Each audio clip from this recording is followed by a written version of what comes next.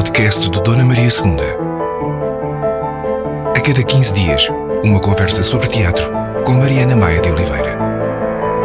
Bom, resumir a vida do Paulo Pascoal numa introdução relativamente curta para caber assim no início de conversa é uma tarefa que eu não me proponho fazer. Por isso vou só dizer que é um artista com pés em várias áreas, na moda, na música, na performance, na rádio, também no teatro, claro. E vou deixar que o resto se vá mostrando nesta conversa. Olá, Paulo, e obrigada por vires ao Olá, teatro. Mariana. Olha, numa vida tão poliédrica como tem sido a tua, e já que estamos neste podcast e não noutro, gostava de começar por saber se o teatro está onde, em que face desse poliedro? É um lugar importante ou é um lugar tão importante como qualquer outro? É um lugar importante, porque corre no sangue e na verdade sempre fui um pouco teatreira, acho que é algo já de alguma forma congénito. Assim, a nível profissional é algo que tem acontecido, principalmente agora nos últimos anos que vivo em Portugal, os últimos 10 anos, tem acontecido com mais frequência. Houve uma altura da minha carreira, portanto eu comecei com o teatro, na verdade, foi o teatro que desencadeou o que mais tarde se tornou na minha vida profissional. Eu comecei a fazer teatro no Seminário de Padres em Espanha, em Palência. Fiz El Guardián de Agostinho Tasso e depois fiz o Jesus Cristo Superstar, a versão do filme que na altura era um blockbuster, também dirigido por Agostinho Tasso. E isso foi, na verdade, esse teatro musical foi o que mais tarde depois ressurgiu na minha vida, quando já estava a morar em Nova Iorque e fiz a audição para entrar para a Escola de Performing Arts, de artes cênicas, e com a intenção de fazer teatro musical, e a partir daí é que começou o teatro profissional. Mas tive muitas fases também, muitas fases de desencanto, muitas fases de não possibilidade de estar em palco. Mas já agora, nesse início em Espanha, era uma coisa que te aconteceu porque era o que se fazia na escola, enfim, foste levado pelo que era suposto fazeres na altura, ou era já uma vontade tua de procurar esse lugar do palco? Não, já era. Eu já desde muito novo que sempre tive assim, um interesse pela performance, pelo teatro, pelo cinema.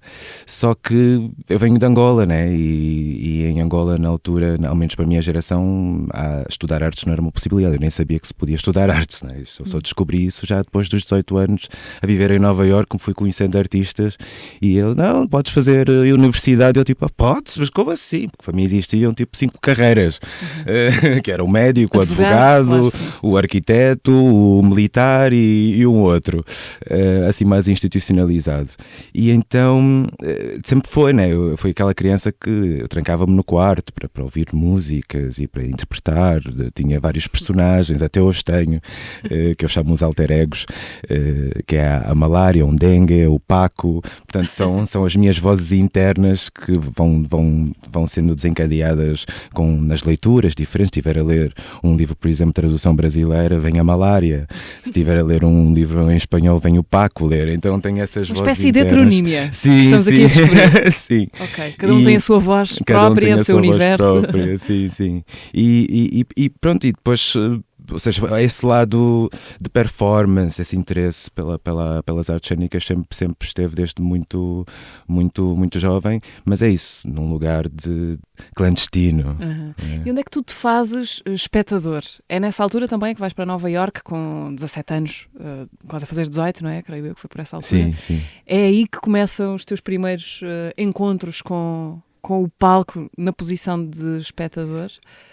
Sim, digamos que sim. Foi nessa altura em que eu percebi, ok, isto é algo que também é sério, né? Que também é uma carreira, também é uma vida, também é um veículo de autossustentabilidade. Uma mais para além das tais 5 que existiam, Sim, porque na altura não tinha, né? Tanto que eu começo por estudar arquitetura e só depois é que mudo-me para estudar drama.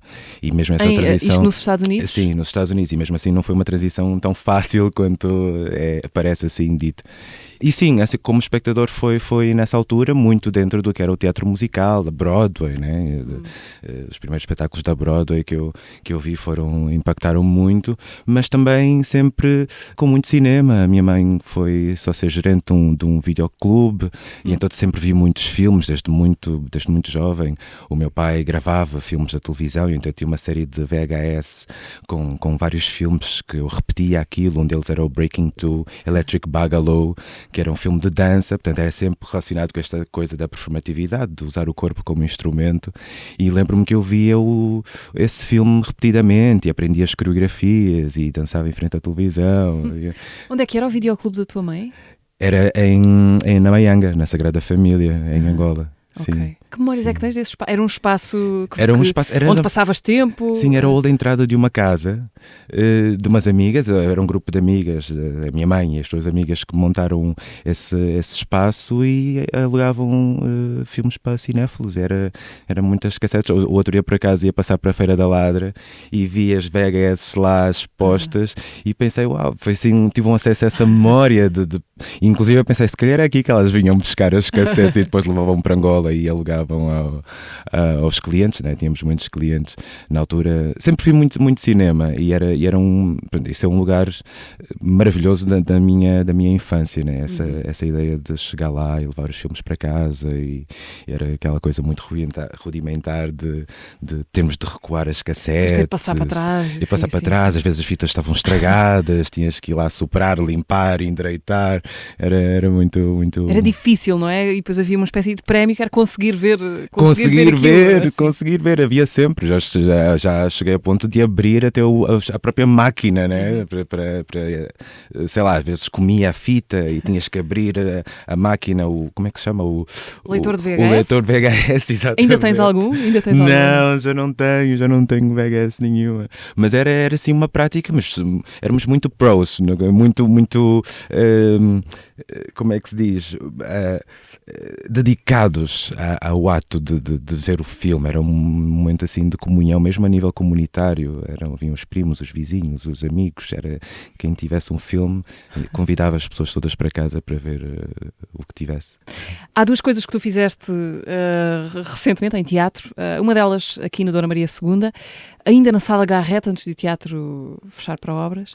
É o espetáculo Cosmos, o Sim. segundo das Aurora Negra, Aurora Negra, a Cleodiara, a Isabel Zoá e a Nath Iracema. Como é que foi essa viagem intergaláctica? Que depois foi também uma viagem intercontinental, porque viajaram com o espetáculo, não foi? Bem, isto foi de facto uma viagem assim de dimensões cósmicas. Elas fizeram-me o disclosure de que eu iria ser um dos participantes que elas chamavam de Auroras Negras versão masculina no meu aniversário um ano antes. Ah, sim? Sim, foi uma prenda de aniversário. Quando é que fazes anos, Paulo? 8 de julho. 8 de julho. É, e estava com as 3 Auroras e elas assim, olha, temos aqui uma surpresa para ti. E estavam naquela, dizemos já, não dizemos, que é que tal. E acabaram por revelar que tinham pensado em mim para fazer a segunda parte dessa trilogia, que começa com Auroras Negras, depois o Cosmos e a Missão da Missão. E foi lindo por tudo que envolve, né? Primeiro trabalhar com as Auroras Negras. Eu chamo a Isabel Zoá de minha gêmea. Serei eternamente apaixonado pela Cleo e pela Naná. Temos um contacto muito assíduo, diário e múltiplo. Já se conheciam, já eram amigos muito antes disto? Curiosamente, eu já as conheço há muito tempo, mas não foi assim a coisa mais intuitiva, ou seja, nós fomos nos vendo. Eu também estou cá há 10 anos e claro que há muitos núcleos dos quais agora se calhar faço parte ou vou entrando e saindo, que já são pessoas que se conhecem do tempo da escola, do conservatório, de companhias que já fizeram parte antes, e no meu caso eu venho já com 31 anos, portanto já formado, já também com algumas ideias vincadas e algumas programações, então não foi logo. Acho que eu só comecei a lidar e a conhecer melhor as meninas, creio que um ano antes de participar do Cosmos, precisamente. A Isabel também não morava cá, estava no Brasil. Eu já tinha conhecido a Isabel com o Bruno Uca. Uma vez fomos comer pastéis de nata e beber ginginhas no Príncipe Real. Então acho que essa foi a primeira vez que realmente conheci a Isabel, né? Com aquela coisa da atriz portuguesa que está a fazer um grande sucesso no Brasil e tal, e ficou ali um eco dela. E depois, só depois de alguns anos é que realmente começamos a lidar, né? a conviver. Okay. Ajuda-me só a perceber aqui a geografia da tua vida. Antes de te mudares para Portugal há 10 anos, estavas a morar onde? Há 10 anos, quer dizer, antes de mudar para aqui, vivi um ano em Santo Tomé e Príncipe. Okay. Antes de um ano em Santo Tomé e Príncipe, viajei pelo mundo durante cerca de 3 anos. E antes disso, vivi em Nova Iorque 11 anos. Portanto... Muitos países. Sim, são alguns. Também vivi no Canadá, foi onde fiz o mestrado. E Espanha, não é? Espanha foi quando saí de Angola, foi assim a minha primeira vida fora de Angola, sim. Por onde é que te levou essa viagem pelo mundo? Eu ainda estou para descobrir, sabes? Acho que é um caminho que ainda está a ser feito. Na altura em que eu comecei a viajar, saí de Nova Iorque, portanto foram 11 anos nessa tentativa da conquista do sonho americano e, portanto, eu fico doente com cancro. Essa fase da minha vida faz-me realizar ou pensar em refletir mais sobre mim, sobre o que sou e o que estava a fazer, e foi uma das fases de desencanto com tudo dentro dessa indústria da performance, porque eu achava que me estava a matar e que não me fazia bem e que Nova Iorque não era cidade para mim, mas depois também não sabia para onde ir a seguir. E então vendi tudo que tinha, literalmente tudo, e comprei um bilhete que havia na altura que era o do One, pagavas tipo 6.000 euros e tinhas múltiplos destinos. E eu comecei por aí, fui à Amazónia do Peru fazer ayahuasca, o que só promoveu essa ideia impulsiva de preciso de mudar a minha vida agora, já, urgentemente, e depois fui para a África primeiro, Angola, né? Ali a casa, enraizar-me, ver a família, que também já não os vi há algum tempo, e a partir daí depois fui fazendo a viagem no meu tempo, e fiz muita coisa, desde a África Austral toda, né? Depois fui subindo através de Moçambique, para a Etiópia, para a Somália. Depois fui subindo, vim para a Europa, passei um verão inteiro na Europa também, fiz os festivais todos do leste europeu, Itália, Sérvia, Montenegro. Festivais de música? Festivais de música, sim. Na altura eu estava muito nessa onda de... preciso viver mais, preciso ver mais, e também a conexão com a música, né? A música sempre me conduziu de alguma forma, sempre me inspirou a desbravar novos caminhos. Então foi isso, fui fazendo essa viagem, mas com tempo, sem grandes correrias. Sem um plano propriamente sem um fechado. Plano, não, eu fiz muito voluntariado, trabalhei em muitas coisas diferentes, fui fazendo, não com essa ideia da correria, de agora preciso de ir para a próxima geografia, mas muito dentro de um lugar de perceber se aquele espaço que eu estava a ocupar naquele momento podia ou não ser a minha próxima casa. Sentias-te um turista ou não era bem esse o espírito? Também, não vou dizer que não me tenha sentido turista, eu não faço muito turisteio, mas sempre fui percebido, mesmo depois de morar em Portugal muitos anos, sempre fui percebido como um turista, né? Porque eu passava assim pelas coisas e ainda hoje em dia eu pareço nos sítios e tenho a sensação que sou sempre novidade ainda, há um lugar meio dessa surpresa que vem comigo, porque é isso, estou nos sítios mas não estou, e acho que a vida também ensinou-me a viver de certa forma desapegado, e então há coisas tradicionais nos arquétipos culturais, que é o contacto assíduo, as mensagens, os telefonemas, que eu só agora nos últimos anos é que comecei a cultivar assim com algumas pessoas, porque sempre fui muito muito desprendido. E sentias que as pessoas te cobravam isso? Sempre. E eu tinha as minhas teorias e eu saí de casa com 10 anos, tipo, eu tive que aprender a não ter saudade, e então de repente formatei-me de modo a não sentir certas coisas, e isso implicava não ter necessidade de ligar sempre, de mandar mensagens, de estar com esse contacto, né, que muitas pessoas têm de forma quase tradicional ou intuitiva, né, aquela coisa de falar com a mãe todos os dias ou com alguém todos os dias. Para mim isto é... dizer o quê? O que é que eu vou dizer? Criaste as tuas defesas, no fundo. Criei as minhas defesas. Que outras pessoas interpretam como um ataque. Sim. Mas tive pessoas que se dedicaram muito e que me educaram nesse sentido, e hoje em dia, também já mais crescido, agradeço imenso. Tenho uma amiga minha, a Marta, principalmente, que ela já sabia dessas minhas desculpas para não estar presente, e ela ligava-me sempre, e até hoje faz isso. Hoje temos um jogo que é o termo, que todos os dias fizemos o termo, que é a primeira coisa que fizemos, eu depois de meditar e alongar, vou para a aplicação do termo e descobrir qual é a palavra do dia. Então todos os dias, há anos que fazemos isso, por exemplo. Há sempre uma palavra do dia? Há sempre uma palavra do dia. Lembras-te qual foi a do dia de hoje? Eu consigo te dizer que a palavra do dia de hoje foi fórum. Fórum. Eu comecei com fraco, forte, forno, fórum. E a de ontem foi fumar. E eu comecei com lábio, festa, furar, fumar. Bom, onde já fomos parar, entretanto. O outro espetáculo de que te queria falar mais recente é do ano passado, do Teatro Praga. Chama-se Re-Antígona. Re-Antígona. Porque é uma resposta à Antígona, um reply de alguns séculos ao Sófocles e à Antígona que ele popularizou. Era-te familiar a Antígona do Sófocles? Era um texto que te acompanhava de alguma maneira ou não? Sim, bem, eu tive uma educação muito religiosa, canónica nesse sentido, que personagens como Antígona, como Sófocles, apesar de na altura em que foi escrito, era um escritor pagão, popular, a Igreja traz muito desses ensinamentos, né? Ou seja, eu tive uma educação no seminário de padres hipercatólica. Em Espanha, em Espanha. Tal período de Espanha. Sim. E num lugar em que ainda se acreditava que a teologia era ciência primordial, portanto a teologia vem acima de qualquer outra ciência, e Antígona vem também como parte dessa proposta de alguém que enfrenta o status quo, né? E é como uma espécie de lição primeira do teatro, né? Para mencionar uma mulher que tivesse sido controversa ou contra a cultura no seu tempo. Antígona era sempre nomeada, ela e Epifânia. Como é o teu encontro com o Teatro Praga? O meu encontro com o Teatro Praga surge, acho que no primeiro ano de ter estado aqui em Portugal. Eu estava a fazer uma novela que era o Coração de Ouro, e um dia recebo um telefonema da Joana Barrios a dizer que queria estar comigo, queria reunir comigo, que tinha uma proposta para fazer, e era o Teatro Praga. Reuni-me com o André Teodósio e a Joana, lá no Gaivotas 6, e convidaram-me para fazer Zululuso.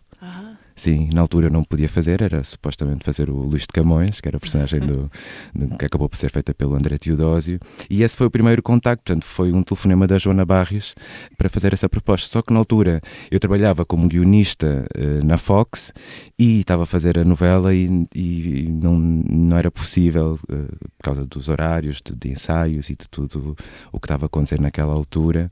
E foi um ano bem problemático, assim, para mim também, um ano desde que eu fiquei doente. Eu tive uma reincidência do cancro nessa altura também, e foi a primeira vez que fui operado a cabeça, então foi um ano louco. E mais tarde surgiu, ou seja, a minha primeira participação com o Teatro Praga foi na Acreção, que foi um ciclo de revisão que eles fizeram o trabalho da companhia. Eu fiz Profundo Delay com a Ana Tang. E era uma peça que tinha sido originalmente feita e escrita também pelo Pedro Penin e pela Cláudia Jardim, em que eles tinham um texto que era um país, sei lá, várias línguas, 10 línguas, e havia muitas frases das músicas do Festival da Canção. Festival da Canção não, da Eurovisão. Portanto, o Pedro gosta muito do Festival da Canção, então o texto eram frases, era um texto a partir de várias frases ditas em músicas da Europa inteira, ou seja, em várias línguas europeias. E acontecia no tempo de cozedura de uma lasanha. Não, muito Teatro Praga. Okay. E aí... Aliás, recentemente também andaste a fazer coisas relacionadas com culinária. Sim, é muito curioso, porque é assim uma carreira que vai surgindo. Eu cozinho todos os dias, mas nunca pensei nisso como algo de forma profissional, mas vou dando ali uns pezinhos assim a essa ideia da culinária. Mas eu fui fazer guiões de um programa de culinária na Fox. Eu ia te perguntar isso, porque fiquei com essa pendurada, porque eu sinto que estou a entrevistar 10 pessoas diferentes, porque tu de repente dás-me assim um dado com que eu não estava absolutamente a contar. Trabalhaste como guionista da Fox de programas de culinária? Sim, do 24 Kitchen, no formato, ou seja, o primeiro programa que eu fiz, e o único, foi Assentada, com a chefe Sandra Nobre, e então eles queriam, portanto, era um formato que já se conhecia, né? O 24 Kitchen, que aqui também tem a chefe Filipa e outras, e queriam fazer uma versão palop. E a Sandra Nobre veio da África do Sul, né, uma chefe cordon bleu, e pronto, e precisavam de alguém que fizesse a consultoria dos guiões e que trouxesse tudo que é a parte tradicional da culinária africana, e foi-me proposto esse lugar. E eu nem sei muito bem porquê, confesso, mas correu super bem. Foram 3 temporadas muito, muito fixe. Bom, outra das peles que tu vestes neste momento é a de curador. Fazes parte da equipa de curadoria de uma exposição no CAM, o Centro de Arte Moderna da Gulbenkian, recém-aberto. Chama-se Coro em Memória de um Voo, e é uma exposição individual de um artista da Serra Leoa chamado... Julian Knox. Julian Knox, ok. Obrigada por me ajudares a ler o nome de... Quem é o Julian Knox? Julian Knox é um poeta serralheano, mas que vive na Inglaterra, vive em Londres, precisamente, e que tem este trabalho que vai revisitar esta história, esta exibição, a Cor em Memória de um Voo, vai passar pelas cidades europeias de passado colonial. Portanto, ele tem uma abordagem que eu acho que é bastante bonita e sofisticada, porque ele aborda certas comunidades a partir de um lugar de oferenda. Ele pergunta o que é que tu queres dar a este, com que podes contribuir para este trabalho que eu estou a desenvolver.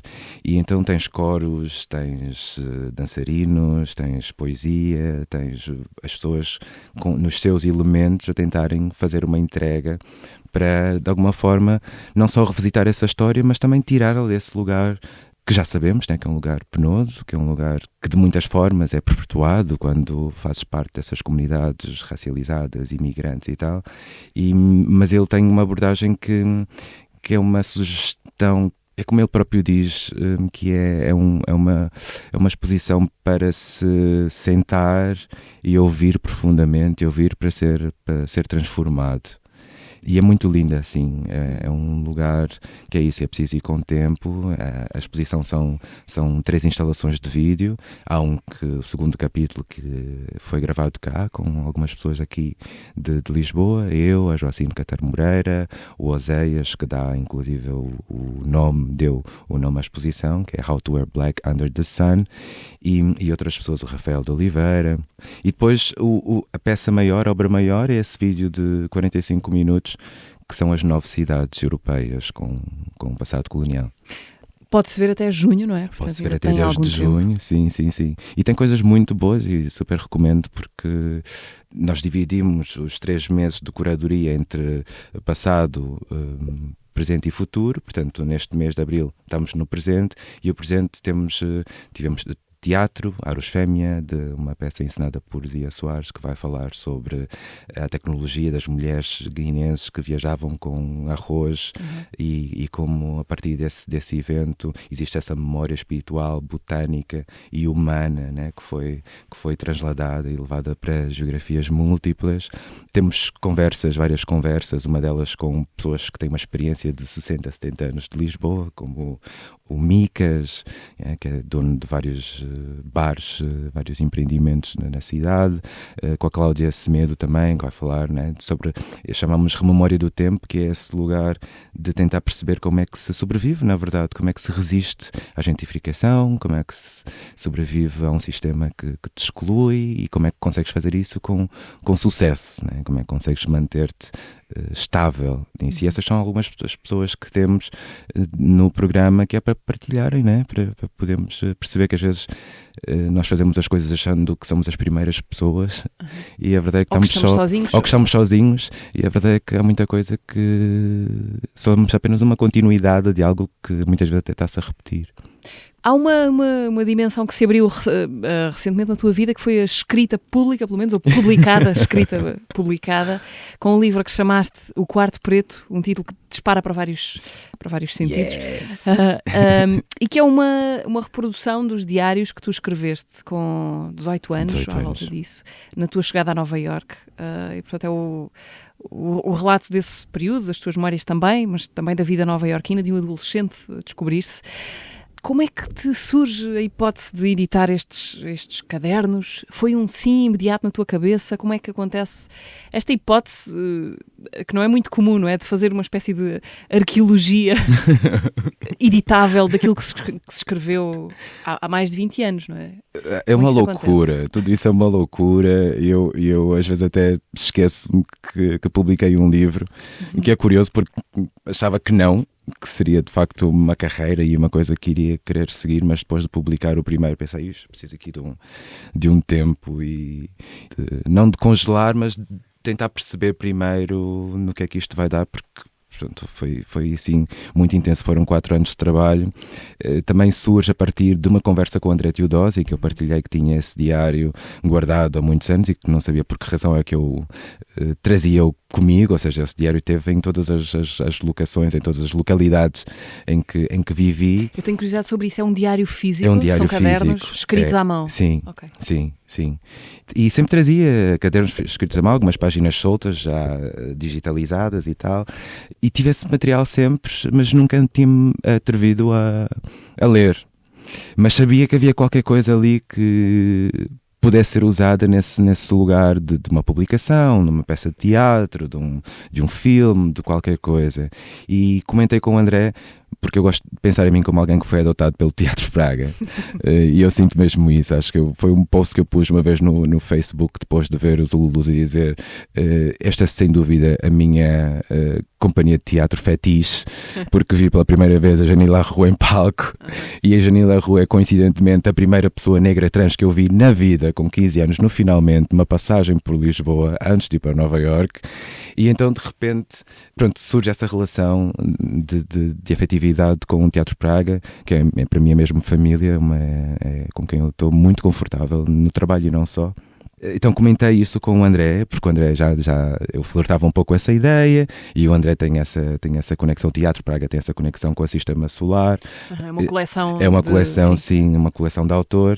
Ele disse, mas mostra-me esse material e tal. E eu assim, eu não vou mostrar, cheio de vergonha, disse, não, agora vou-te mostrar os meus diários e tal. E então andei a revisar o material, e depois um dia que mandei, e ele e o Zé Maria disseram, isto é um documento super digno de publicação, bora avançar com isto e tal. Eu estava assim, de início pensei, não, vamos pensar um bocadinho, dei um tempo, e o tempo foi passando, foi muito tempo até chegar a essa coisa de, ok, bora publicar. Eles leram, eu fui mandando o material aos poucos.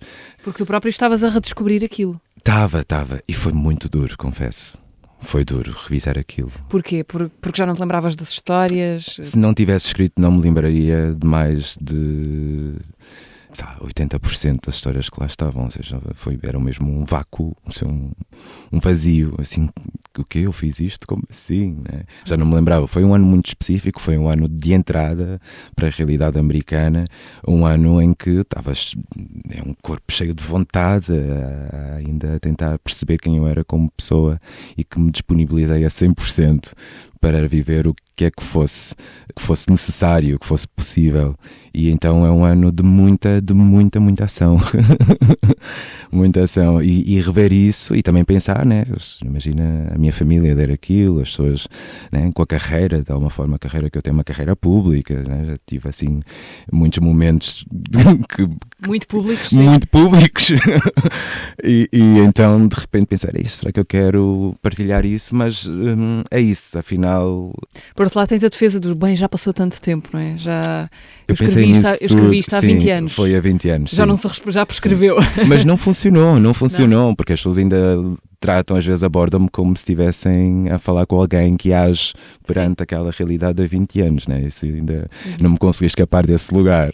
Porquê que tu vais para Nova Iorque? Vais com a tua família? Não é? Vou. Para lá? Sim, vou com a minha mãe, que tinha-se juntado na altura com o meu padrasto atual, que já levam 30 anos de relação, mas ele tinha sido nomeado para uma missão diplomática lá para as Nações Unidas, e a minha mãe vai, e nessa altura eu estava a sair do seminário, porque tinha decidido que afinal não queria ser padre, e a minha mãe diz, olha, vens para aqui, para Nova Iorque, e vais com os teus irmãos, a tua nova família e tal. Eu achei uma bela ideia, né? Parecia assim uma manifestação que eu tinha feito sem me aperceber, né? Saí de um sítio de clausura para uma cidade como Nova Iorque. Na altura foi, ok, New York, ok, bora lá. E pronto, e foi isso, foi lá assim que eu fui parar. Eles depois saíram de lá, porque as missões são sempre 2 ou 3 anos, sim, por um período curto. E eu fiquei. e fui ficando. Até Ficaste 11 anos, 11 estavas anos, a dizer. sim.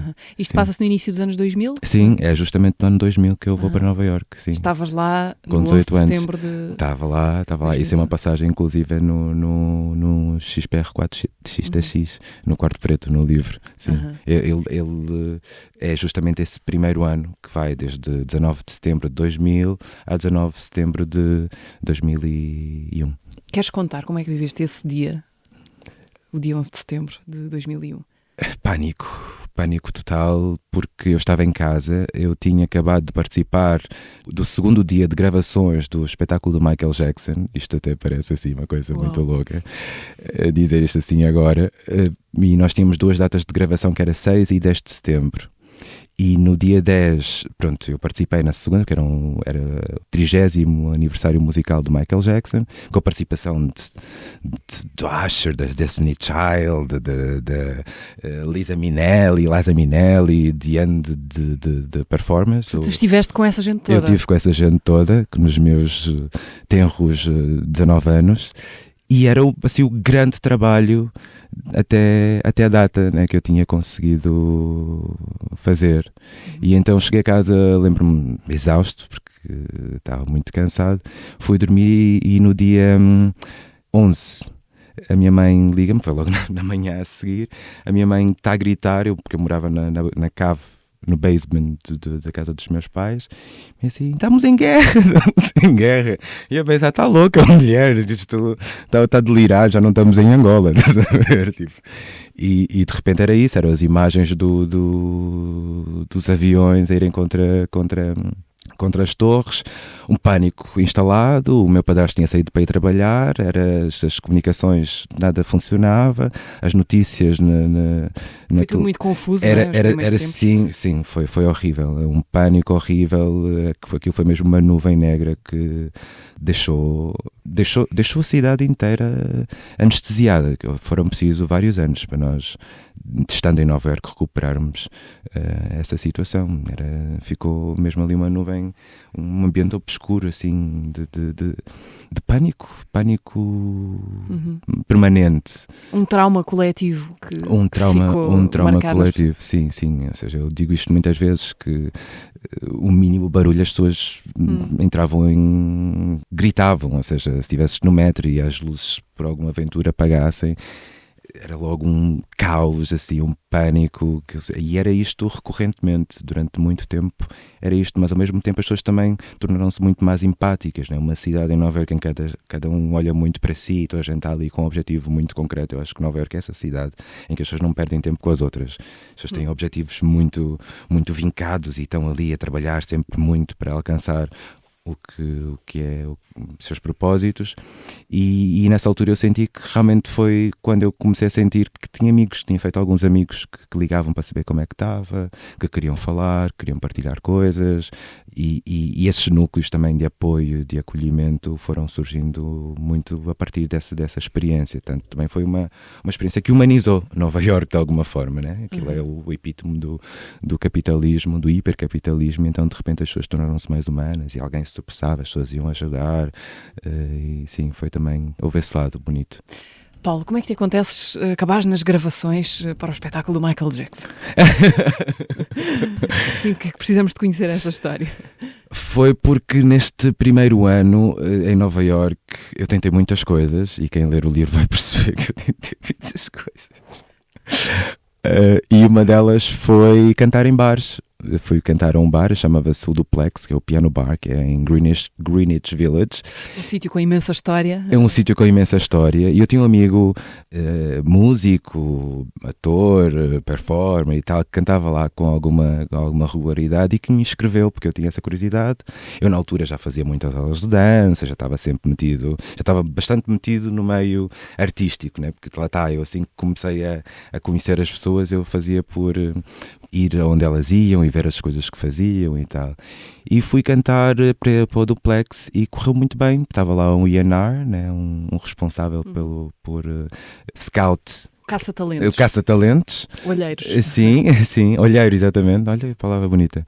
E ele viu-me lá cantar Desiree, Kissing You, e gostou, e perguntou se eu tinha temas originais, e a partir daí começou a... fiquei agenciado por ele, e foi ele quem foi tentando colocar-me, que me colocou em muitos espaços a partir desse momento de ser seu agenciado.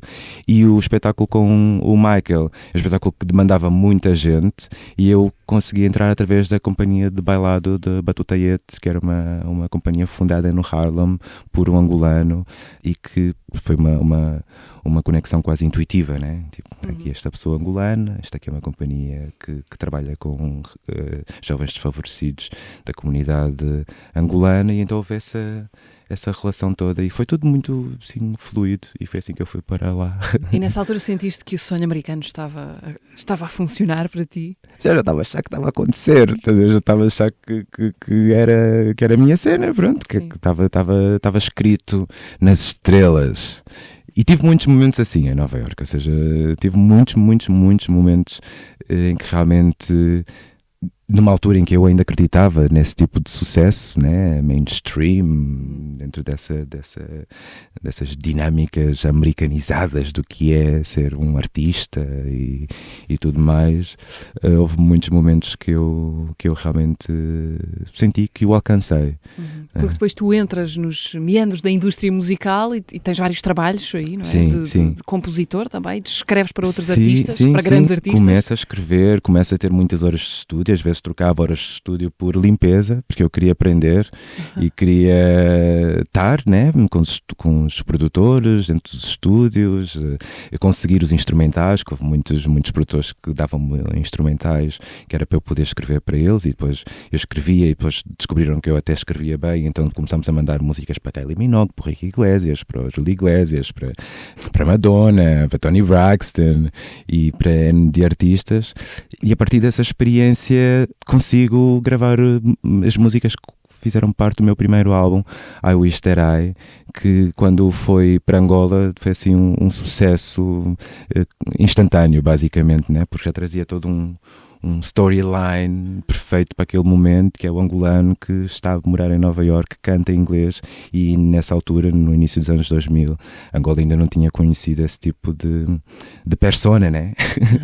Tu estavas a contar com isso, com esse sucesso quase imediato em Angola? Não estava a contar e nem estava preparado, tanto que essa fase da minha vida foi bastante traumatizante, foi caótica, assim, tanto que depois disto não voltei a pegar na música como instrumento profissional, né? Pus de lado porque foram 2-3 anos muito intensos, e a dada altura eu pensei, ok, been there, done that, não preciso de renovar essa experiência. As despedidas estão feitas dessa vida musical, pelo menos dessa forma. Sim, acho que já não me tornarei no músico que gostaria de ser se fosse essa carreira que eu quisesse seguir, né? Acho que já passou, acho que sou muito mais performer, writer, mais escritor, mais gosto de contar histórias, e gosto de lidar com o talento de outra forma. Acho que eu sinto que neste momento estou numa altura em que quero mais autonomia e poder de decisão em relação à arte que estou a fazer, e acho que a música nem me ofereceria isso. Há também outra dimensão da tua vida que corre, penso eu, paralelamente a esta de que estamos a falar, que é a moda. E que começa ainda, se não estou em erro, em Portugal. É aí que fazes o teu primeiro curso relacionado com moda. Sim. Porque tem também a ver com um olheiro, não é? Que Também. Descobre onde? Sim. Na escola? Na escola. Como é que é isso? Assim, na Antônia Arroios. Acho que ele se chamava Nuno, agora também já não me lembro muito bem. Estava no intervalo e ele veio, e eu jovem, descolorava o cabelo, eu tinha piercings na cara, lentes de contacto, então eu tinha uma imagem que se destacava assim com muita facilidade. Lá está, sempre tive qualquer coisa ali que era reconhecível, que as pessoas identificavam como: precisas de um lugar, ou queremos dar-te um lugar, ou queremos facilitar essa... E a minha vida foi muito assim, na verdade, muito dessas oportunidades de alguém que reconhece algo e que me quer facilitar de alguma forma, e foi assim, e sou muito grato. Mas, e ele leva-me para fazer um curso de manequins numa escola que era To Be, E a partir da experiência na escola de manequins, Tubi era muito jovem, porque isto foi uma coisa que aconteceu num verão, num curso esses de verão, porque as minhas tias, que na altura tomavam conta de mim, antes da minha mãe, elas não me deixavam ter verões livres. Então eu tinha sempre de fazer um curso, fosse de inglês, de computação, de uma arte qualquer, então tinha sempre de estar a fazer qualquer coisa. E nesse verão foi o curso de manequins que fez-me ficar agenciado pela DXL, que na altura era a agência do David Simões e da Naíma Mingas e do André Coelho. E a partir dessa experiência, pronto, fiz a primeira campanha comercial, que foi a Superboc, e também fiz parte de uma exposição, já na altura, fui objeto artístico do Pierre Gonard, que era um fotógrafo francês que fotografava pessoas na rua, muitas em condição de rua, e que depois expunha aqui, expôs aqui em Lisboa, e foi uma dessas pessoas que ele escolheu, e pronto, e foi aí que na verdade surgiu essas foram as primeiras 2 experiências que eu tive com a questão da moda, mas nunca me considerei modelo, nem nunca foi uma carreira que eu pusesse na linha da frente. Okay. Foi acontecendo assim, sim. Eu costumo dizer que pronto, fiz boas fotografias, que faço boas fotografias, e por isso fiz algumas campanhas. Obviamente já houve alturas em que fiz castings e que fui atrás do trabalho, né? Mas não é assim, não é uma carreira. Mas deixa-me perceber, isto não era propriamente uma novidade na tua família, pois não, a questão da moda. Tu no teu livro chegas a contar que tiveste um avô alfaiate que fez um fato para o Agostinho Neto, primeiro presidente de Angola, também poeta. Sim. Eu já conheci o meu avô Zé, pai da minha mãe, velho, já numa outra fase, mas eu depois, mais tarde, é que fiquei a saber que ele também foi músico e era alfaiate, claro, e ele mas eu já o conheci um pouco mais recolhido, se calhar um pouco mais, não quero dizer cansado da vida, mas já numa onda muito mais tranquila. Mas sim, acho que isso veio daí também. Eu gosto de pensar disso. Na altura nem sequer fazia essa associação, mas gostava de passar muitas tardes com ele enquanto ele cozia, tanto que os meus primeiros figurinos dos primeiros concertos que eu dei em Angola foi ele que fez. Ah, sim? Sim, foi o teu avô foi o meu avô que fez, sim. Para mim, para as bailarinas todas, que eram as minhas primas todas que eu trazia para o palco, trazia toda a gente, elas faziam umas coreografias e dançavam para mim, sim. Como é que está a tua relação neste momento com Angola e com esses lugares da tua vida e da tua infância? Bem, a minha relação com Angola é através da minha família, né? Eu falo com as minhas tias e com a minha família com alguma regularidade, agora mais. É uma tia, possivelmente a tia Xixão, que é assim, a minha tia, e com ela fizemos várias conferências de WhatsApp, e é mais assim, ou seja, eu não tenho relação profissional com Angola já há alguns anos. Também houve uma altura, quando a Caixa de Pandora abriu-se lá, assim, politicamente aquilo ficou um pouco mais sensível para mim.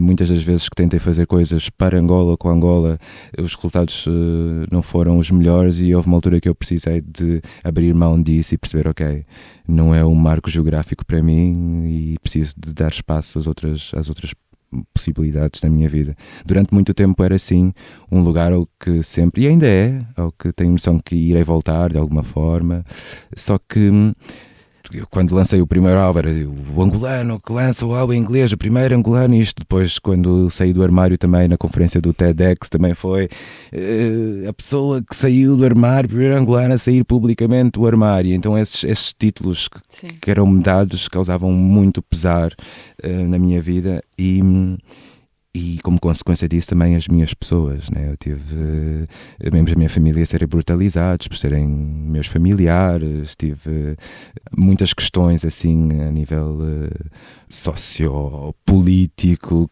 que não foram as melhores, e então neste momento estou a curar também, sabes,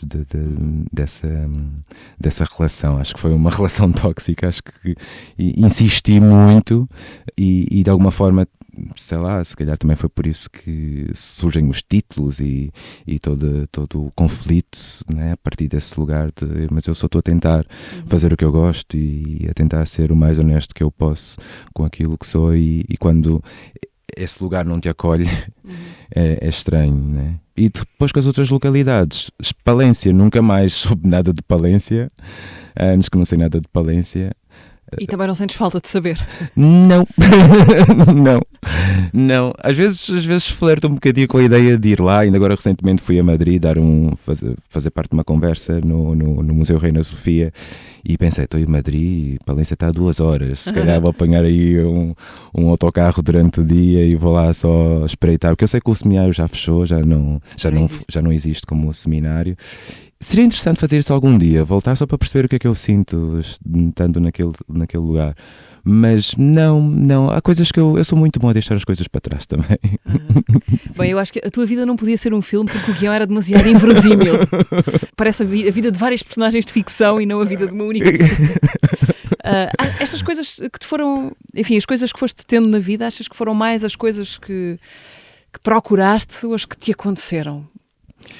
Olha, boa pergunta, sabes, que eu não sei se eu acho que se calhar de uma forma não consciente eu procuro, mas há outras forças exteriores a mim que conspiram a meu favor e que trazem essa possibilidade. Então eu muitas vezes sinto que é de facto algo, e parece presunçoso a dizer isso, né? Porque eu também não penso em mim dessa forma, mas quando penso fico assim, uau, é muito, e é muito sempre, sabes? Eu hoje venho para aqui, mas por exemplo o meu irmão mais novo foi operado de urgência e a minha mãe está a atravessar a Europa nórdica para chegar aqui para o recobro, e então às vezes num dia há coisas que acontecem que eu fico a pensar, tipo, isto não pode ser normal levar com esta carga de atividade elétrica, sabes, o tempo inteiro, né?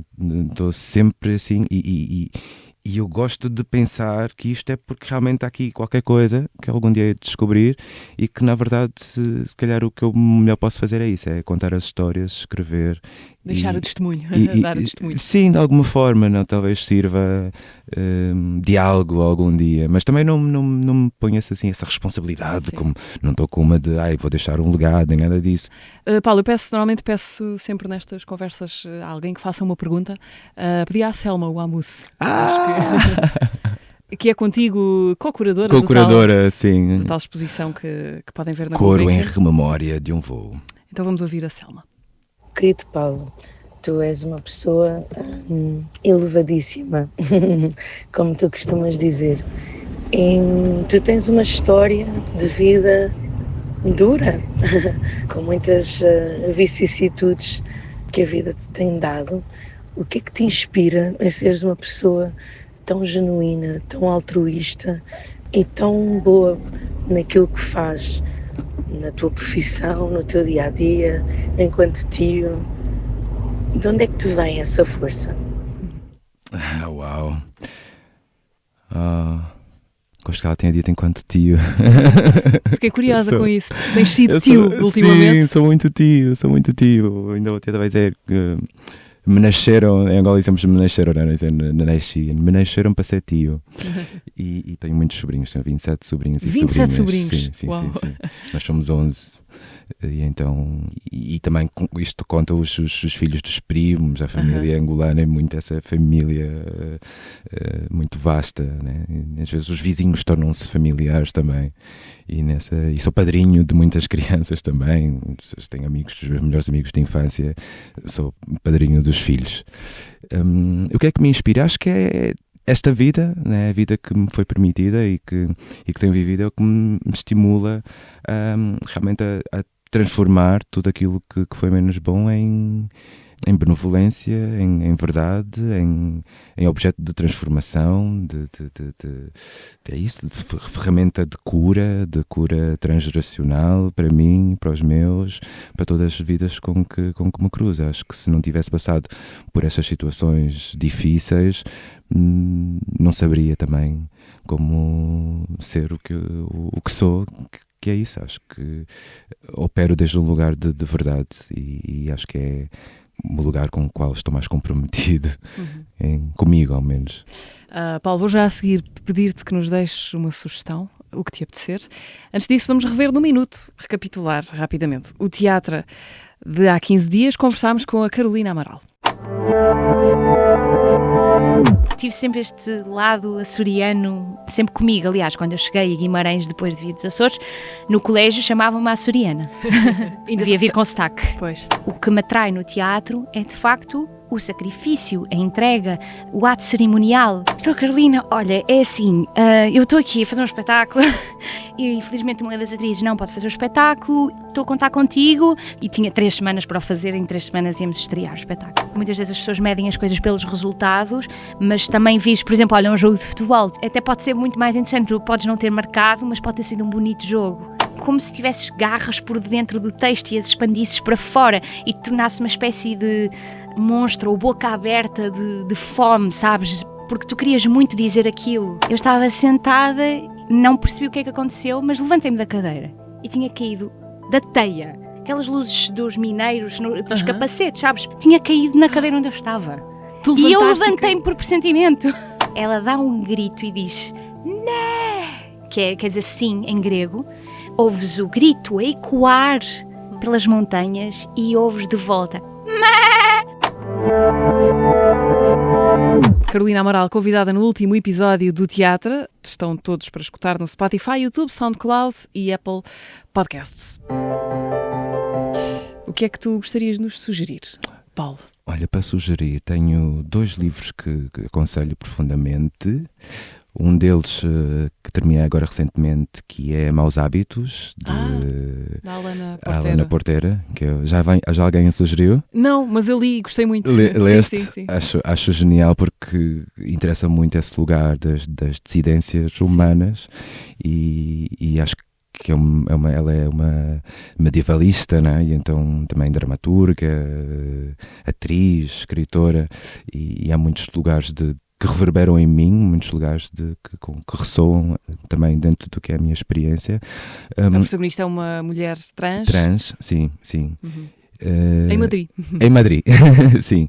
E o outro é Homens em Análise, justamente ali na contraposição, Homens em Análise, Travessias da Virilidade, que é do Vinícius Lima, e é um estudo incrível, é todo um repertório, um relatório que eu também recomendo imenso. O livro também, pronto, é um livro bastante denso de informação, que vai buscar referências de Jacques Lacan e que vai analisar, portanto, as questões da masculinidade a partir de Sartre, de vários estudiosos de Freud, e que eu acho que pronto, são temáticas que imagina que eu ainda aos 43 anos vivo e às vezes não consigo perceber como é que fiquei entalado nas questões de género e como é que há coisas que parecem tão óbvias mas que ao mesmo tempo estão completamente cristalizadas e ainda geram tanta dificuldade nas pessoas que querem simplesmente ter a oportunidade de poderem ser elas próprias. Eu acho que estas 2 leituras podem não só humanizar quem lê, mas é um pouco também com o teor da exposição, né? São coisas para se ler com profundidade e para se ler e se permitir ser transformado. Então eu deixo isso. E depois também há um filme muito bom, Nickel Boys, que também aconselho, que também é um livro, mas que é um filme que também vai abordar essa questão da masculinidade a partir da experiência de 2 amigos que se revêem ou que se encontram depois de terem tido umas experiências no passado, e que eu acho que é um filme que é do Colson, é a partir de um livro do Colson Whitehead, ganhou um Pulitzer, e que também recomendo. Portanto, acho que essa vai ser a trilogia assim que eu recomendo. Acho que são leituras bem importantes. Okay. Ao cinema. Paulo, tu há pouco tempo, no início deste ano, fizeste parte do ciclo das comidas da Joana Barrios, com uma leitura de um livro que foi, de resto, uma das sugestões que a Joana deixou aqui no podcast. Batata Chaca, sim. Como é que foi essa experiência? Já foi lindo começar o ano assim, né? Com este convite do Luca, a partir através da Joana Barrios. É um ciclo de comidas. Adorei o livro, porque é um livro que a Joana já deve ter falado, né? Que vai trazer uma forma diferente de abordar o livro, tocando, mexendo, dando as voltas, atirando para o ar, chocalhando e tudo mais. E depois foi lindo começar o ano com a interação com este público mais jovem, que é muito honesto, que é muito direto, que não deixa nada por dizer, e quando gosta, quando não gosta, não gosta. Estar também a trabalhar no Luca, foi a primeira vez que fiz alguma coisa com o Luca, também foi muito bom, a equipa é incrível, a Susana Menezes e toda a gente foi super bem recebido. E foi muito lindo mais uma vez entrar para esse lugar, meio que, porque eu depois era uma leitura encenada, mas eu tinha de encenar no anfiteatro, né, na sala principal do Teatro Luís Camões, então tornou-se mais uma vez num programa de culinária, basicamente, que eu fazia como se estivesse a filmava o livro como se estivesse a fazer os cozinhados. Muita Joana Barros, na verdade. A Joana foi assim a inspiração para o que se tornou a parte cénica, ou seja, o imaginário, né, em palco foi muito a partir dessa experiência da cozinheira ou da chefe que está ali, só que sem elementos reais, só tinha o Tiago Miranda que fazia a sonoridade. Essa sonoridade era sonoridade orgânica, que ele trazia o som da panela de pressão a ferver, o som dos ovos estrelados, ou seja, a partir o ovo, e foi muito giro porque eu ia contando, o livro é fazer essas receitas, né?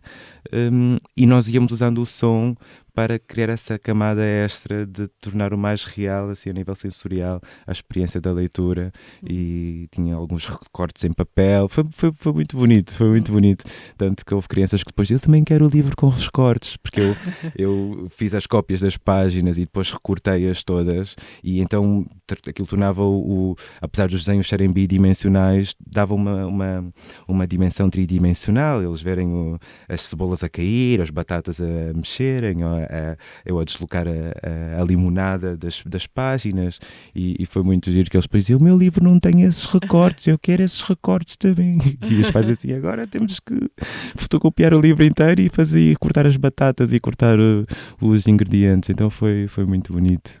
Então, Paulo, para acabarmos, imaginando que tu tens um grande jantar com amigos e que estás a cozinhar para os receber à noite, que é no fundo para onde nos leva a batata chaca-chaca. Batata chaca-chaca. O que é que tu vais cozinhar para esse grupo de amigos que vais receber daqui por umas horas na tua casa? Bem, olha, eu vou pelas coisas que eu sei fazer bem, e uma delas é berinjelas recheadas no forno.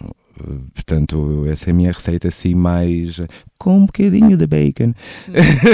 Assim, é a minha receita rápida, que não leva muito tempo. Eu gosto de cozinha rápida, não sou aquela pessoa que fica horas a cozinhar, gosto de meia hora, uma horinha ter até o arroz, o que for, toda a refeição pronta, né? Porque não tenho assim também muito tempo para estar a cozinhar. Eu digo isso porque tenho amigos que passam manhã inteira. É um programa, não é? Sim. Mas sim, acho que é isso. Seriam umas berinjelas assim no forno. Tirava o bacon, quem não come. Fazias duas versões. Fazia duas versões, mas era assim com legumes e tal. Então acabamos com as berinjelas recheadas no forno. Paulo, muito obrigada por teres vindo ao teatro. Obrigada, é um prazer estar aqui contigo. Ouço muito, ouvi vários. Os últimos que eu vi foi o do Chilage e da Joana Barros também. Ouvi da Ana Tang, da Rita Blanco e muitos. E sempre gostei muito da forma como conduz as conversas e o teu nível de atenção e de presença também, né? De ouvido, e obrigado por estar aqui. Obrigado por ter chegado aqui também. Que bonito. Paulo Pascoal foi convidado desta quinzena do teatro. Novo episódio daqui por 15 dias. Até lá, estamos sempre no Spotify, YouTube, SoundCloud e Apple Podcasts. Até lá.